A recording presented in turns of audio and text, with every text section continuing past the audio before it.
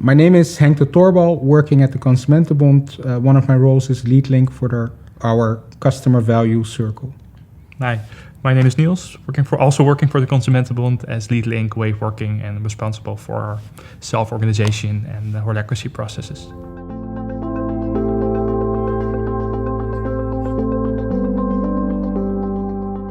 Consumentenbond is an association. We exist through our member fees, member services.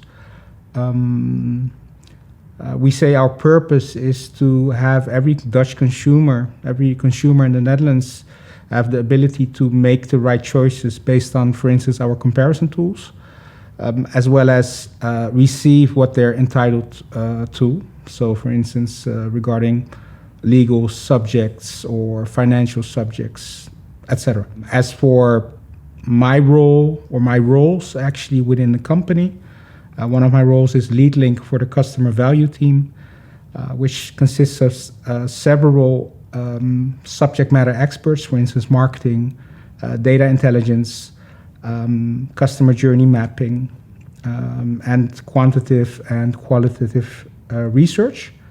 And the other part of my roles are related to our, you could say, our human resources circle or team.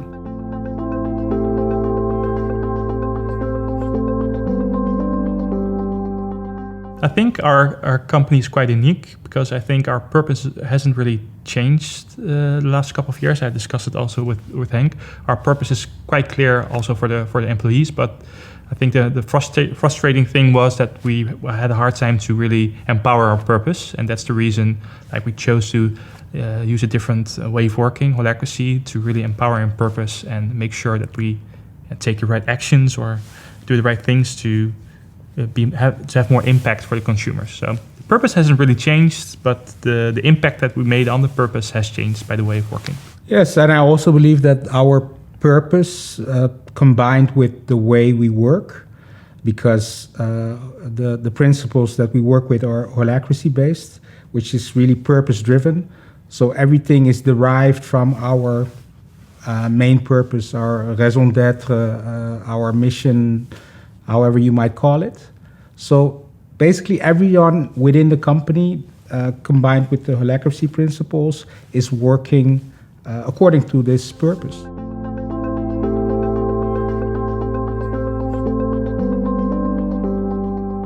We started 3 years ago, and we were committed at a complete transformation. So not a department or a couple of people, but the entire company. So we started in waves. So every time 50 employees committed to self-organization, and we did it in waves. So that took us about 1 year. But I think after a year, everyone was on board and willing to work through the holacracy way. And really was a sense of urgency. And we found a way, we chose a way to self-organize. What we saw, we're a members association and relying on member fees. And we saw a gradual decline year by year in those member numbers. So we knew we had to change in many ways, and one of which was our operational model, which we did based on self-organization. What Henk said, the most important part of when you want to change radically as a company is that the feeling, the need of urgency, the need to change, to adapt or to die, probably. So the sense of urgency was there, and then we chose to introduce holacracy, and we did that in waves. So we're a company of almost 300 people, and we did the implementation of holacracy in waves, and every wave had 50 people that started with holacracy. And I think after a year, the entire company, so not only some departments or certain departments, the entire company went from traditional organization to a self-organization company based on holacracy principles. So it took about a year, I think. Exciting year. Yeah, maybe a bit longer. A bit longer. Yeah, it felt like a year. Yeah.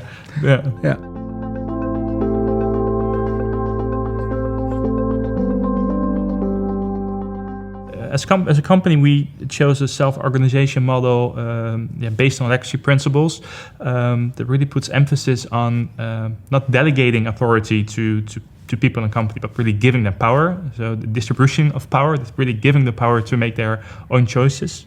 Yeah, I think consent instead of consensus.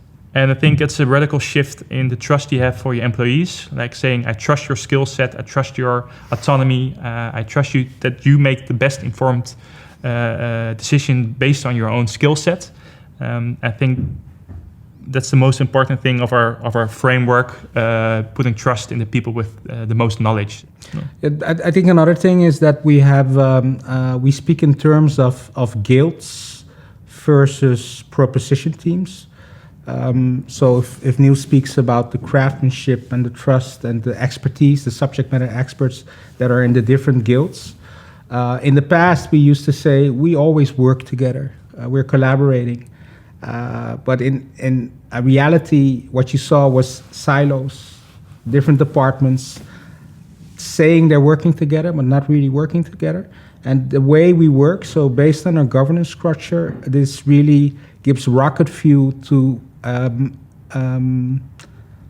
have true multidisciplinary teams. Yeah.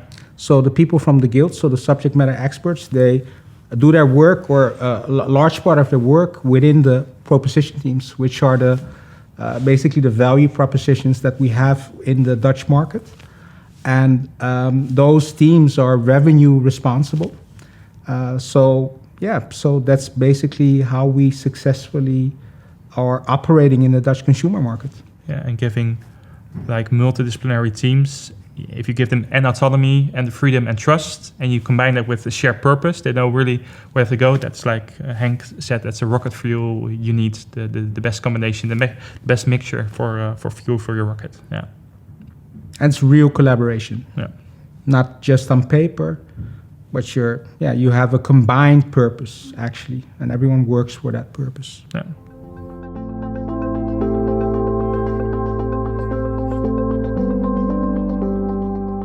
So as for talent acquisition, I think we're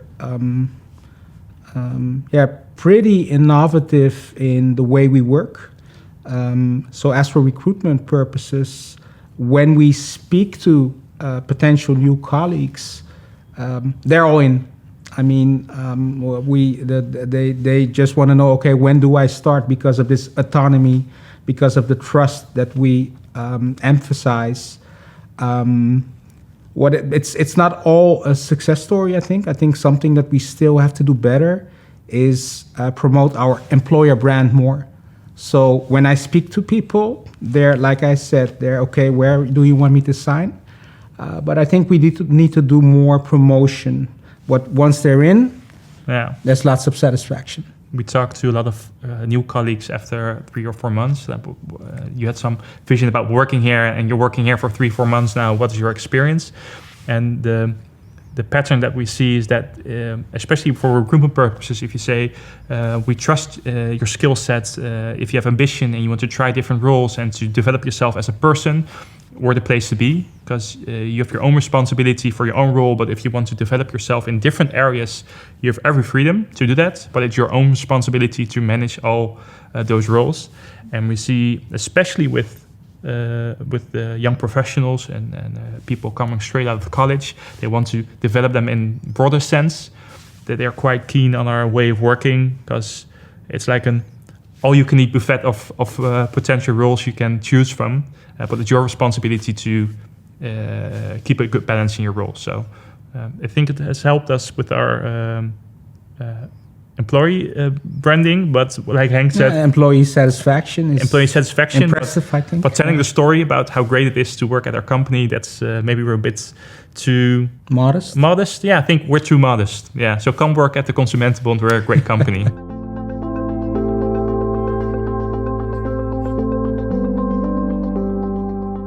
Yeah, you usually start with like a main role. So everyone we usually hire for a main role. But you see, after a few months, they pick extra roles they may be interested in, or get energy from, or they want to develop themselves more broadly.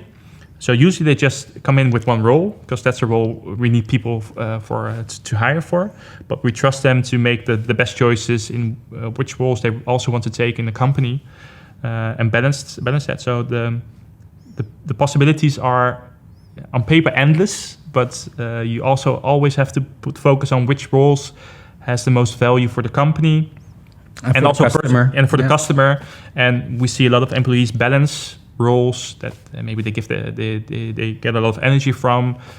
Is more in line with their personal interest, for example, but also put focus on the role that has extra added value for the customer and the company. So it's not a free for all. You can pick and choose all the roles you want. No. I mean, the vacancy is there. Yeah. The role is there for a reason, because we have a specific challenge that we're encountering, or we have work that we have to do. Has to be done. Yeah. One of the things we also say is that we don't look for work for people. No, we find people for the job that has to be done. And usually it's pretty stable, but sometimes we're a company that also responds to actuality. Mm-hmm. So if there's something, there's mishap within the Dutch society regarding, for instance, financial service or a bank, then we are able to create work or define a new purpose, define the work that needs to be done to solve this issue that is currently within the Dutch consumer market. We define the roles, the responsibilities that we need to have to solve this issue, this challenge, and then we find the people to fit the role. So yeah, it's very flexible.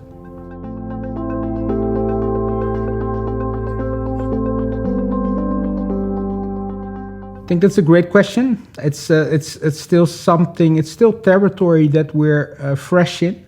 So we work with a model called the BARDA model, which was invented. Yeah, I could use the word invented. I think by Rolf Barda.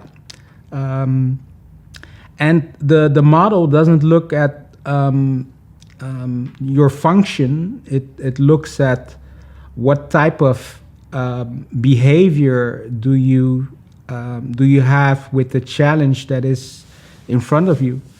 There's a difference in roles. There's roles called all-rounder or a specialist or a professional or strategist. And based on the challenge that you encounter and how you handle that challenge, you are basically, well, maybe a bad word, plotted or labeled as, for instance, I'm a professional, as they say. Someone else could be a specialist. And it's the difference lies in what is the type of work, what is the type of challenge that gives you energy? Is it something which is already thought of within your line of expertise? For instance, I'm an interviewer or a photographer, and if there's challenges within my line of work, then I can solve them from my BARDA role. And if it's covering, for instance, we need a strategy on how we do interviews or how we make videos, then that's different behavior that you expect from people. Maybe you have difficult conversations with your management team, with your stakeholders, that you have to convince people, yeah, we're doing this way, what we have to do is another way because I'm seeing the world changing around us, so we have to. Those are different type of challenges, which is suitable for a different role. And based on the role, it determines the salary bandwidth. Yeah. And I think the main thing of the model, the BARDA model, it looks not on what you do, but it also primarily focuses on how do you do it. So you may have a job title, classic job title, that I do complex projects, but the main focus of BARDA is how do you do it, at what abstraction level? Do you need a lot of help of other people? Are you like a flag carrier? Are you a cultural beacon for the company? So also your behavior and the value you add is almost more, I wouldn't say more important, but how you do your work is sometimes more important to what you do. And that's where the model BARDA also comes in. It takes into account behavior and the way you work. Yeah. Yeah, it's consisting of also things like terms that we hear more often nowadays: mastery, autonomy, relations, collaboration, relationship to others. Yeah. So that you also get ranked, whether or not you're a junior, a meteor, like a full professional or full specialist, or that you're maybe best in class and you're the type of person that likes to coach people and are the example for others, maybe the natural leader that people step up to within your role. I think for me personally, the thing I do like about the model, I've met like people with that had 3 masters, and they were like, working with them was terrible because they're not communicating, they're not working together, they're not sharing the main purpose. So the fact that you have 3 masters or highly educated doesn't always respond to having the best behavior or really adding value. And I've met terrific people in our company that didn't even have an education, but in the way working, how they do the work and how they connect with other people, they have a different bar level because their behavior and the added value and how they work within a company and the way they connect with people, it's different and have more impact than the guy that had 4 masters and is not adding value to the company.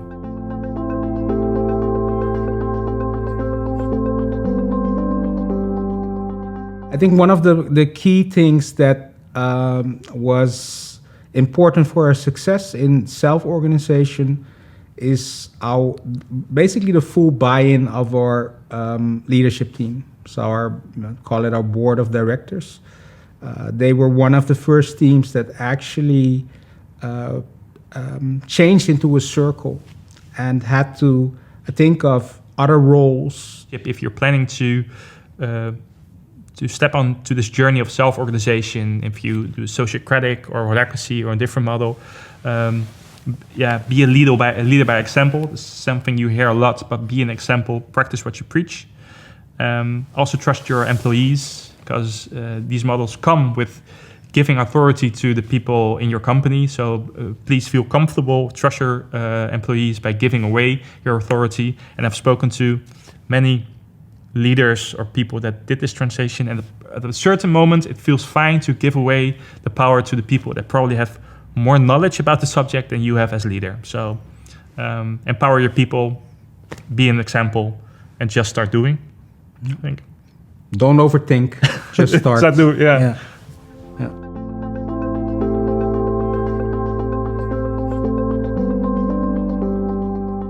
We're really glad that we won the NextGen award for managerial innovation category. Self-organization at scale. Yeah. So, we got award for our complete transformation of the entire company to a new way of working. So everyone made the transformation from classic organization to a self-organization company. So it was quite a journey we made, and we're still in there. Yeah, we were still in there, and feels great that we got the recognition of the award from NextGen. So thanks. Thank you, indeed, NextGen Enterprise. I think we're pretty modest, so it was a really great surprise, and I think it's really a crown on our work for every individual within our company, because we wouldn't have accomplished this without the commitment of everyone, the contribution of everyone within the company. So thank you. And see you next year.